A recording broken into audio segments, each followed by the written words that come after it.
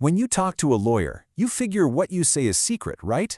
But what if I told you there are two completely different kinds of secrecy? You see, most of us throw around the words confidentiality and privilege like they're the same thing.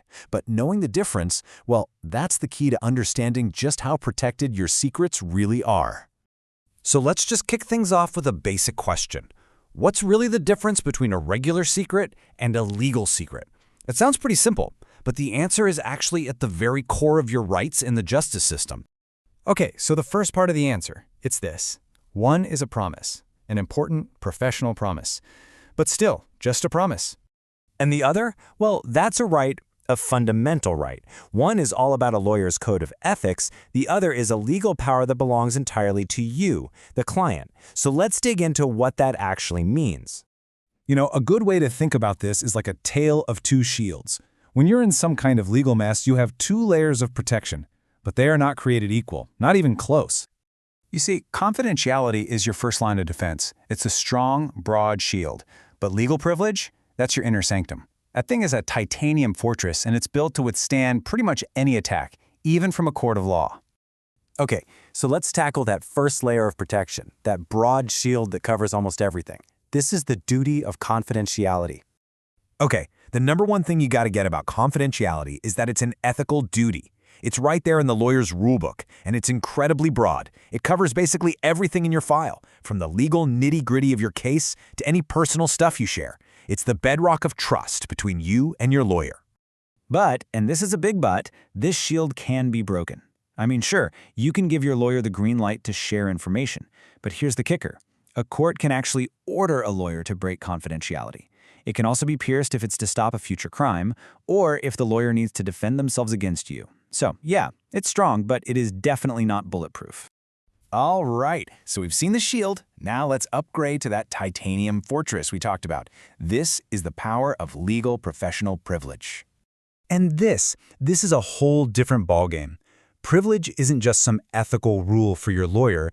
It's a fundamental legal right that's all yours. It's a rule of evidence that lets you tell your lawyer, you cannot repeat what I told you, even if a judge is ordering them to. It's your power, not theirs. Now, this power actually breaks down into two main types. First, there's legal advice privilege. That protects the direct line between you and your lawyer when you're asking for advice. Then there's litigation privilege, which is even broader. It protects stuff you're gathering for a lawsuit, including what you say to third parties, like an expert witness. It's basically a force field around your entire game plan for a legal fight. But to get this super powerful privilege, the situation has to be just right. The law is super specific. 4 things have to be true. 1, the lawyer's got to be wearing their lawyer hat, not their buddy hat. 2, the chat has to be confidential. 3, the whole point of the conversation has to be about getting a legal advice. And finally, and this is a big one, it's on you, the client, to actually claim it. So let's put it all together. This is the real aha moment. You've got confidentiality, which comes from a lawyer's rulebook. It's a professional promise. But privilege? Man, that comes straight from the law of the land, from the Constitution itself. One is there to build trust. The other is there to make sure you get a fair trial. And here's the biggest takeaway. A court can force a lawyer to breach confidentiality, but with privilege, only you, the client, hold the key. But even the titanium fortress has a very specific, very important weak point. It's known as the crime-fraud exception, because privilege is a shield for defense, not a sword for committing a crime. Okay, let's make this super clear with an example. Imagine you walk into a lawyer's office and say, I committed a robbery, please defend me.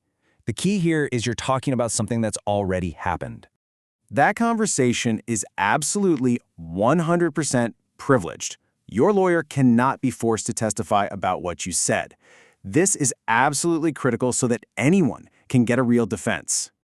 But now, let's just change one critical detail. What if you say, I am going to rob a bank tomorrow, and I need your help? See the difference? You're not asking for a defense for something you did. You're trying to get help for a future crime. That is not privileged. Full stop. Look, the law's not there to help you plan a crime. In a situation like this, the fortress walls come tumbling down, and the lawyer's duty might actually be to prevent harm. So how does this all play out in a real-world, high-stakes situation? Picture this. The police show up at your lawyer's office with a search warrant. This is where privilege is really put to the test. So, your lawyer can't just throw up their hands and give them everything. They have a strict, immediate duty. First, they've got to scrutinize that warrant. Second, they need to comb through everything and identify every single piece of paper protected by your privilege. And third, and this is the absolute key, they have to get those files sealed up and sent straight to a judge who rules on them before the police can get their hands on them. Your lawyer is literally the last guardian of your fortress. So why do we even have this crazy strong, almost unbreakable right? Why does the law go to such insane lengths to protect these specific conversations? Well, it all comes down to a core principle of justice. It's known as the nemo tenetur principle, the right against self-incrimination. You can't be forced to be a witness against yourself. And think about it, if the cops could just force your lawyer to spill everything you told them, your right to remain silent would be totally meaningless, wouldn't it? Privilege is the tool that gives that right teeth. And that brings us to the final and maybe most powerful point. This fortress of privilege doesn't just protect the innocent, it has to protect the guilty too. Because if you don't have that absolute protection for everyone, you can't have a truly fair system of justice. So the question I'll leave you with is this. What does that tell us about the real price of a fair trial?